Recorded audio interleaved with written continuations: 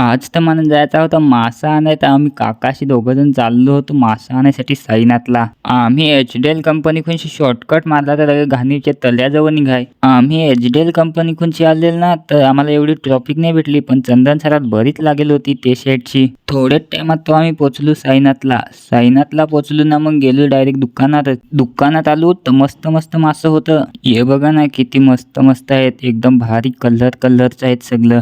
जास्ती करून तर मासच होतं नुसतं.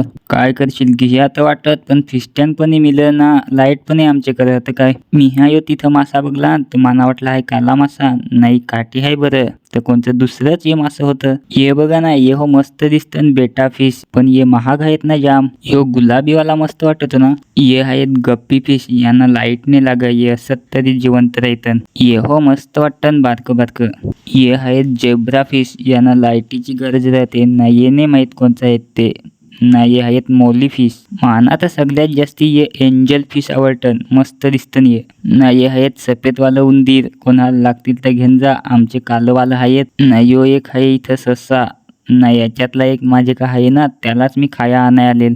पाखराचा खाया घेतला ना, एक माशाची जोडी घेतली ना, मग आम्ही निघलो घरा यासाठी. या बघा एक माशाची जोडी घेतली ना, या पाखरांचा खाया घेतला बिसा. घर आलो ना, मग एक एक करून लागलो माझे फिश टँक मध्ये मासा सोडायसाठी. काय करशील, फिश टँक नाही मिळत तर डरामाचा कापेल आहे त्याच्यानंच सोड, यांना लाईटीची गरज नाही लाग ना.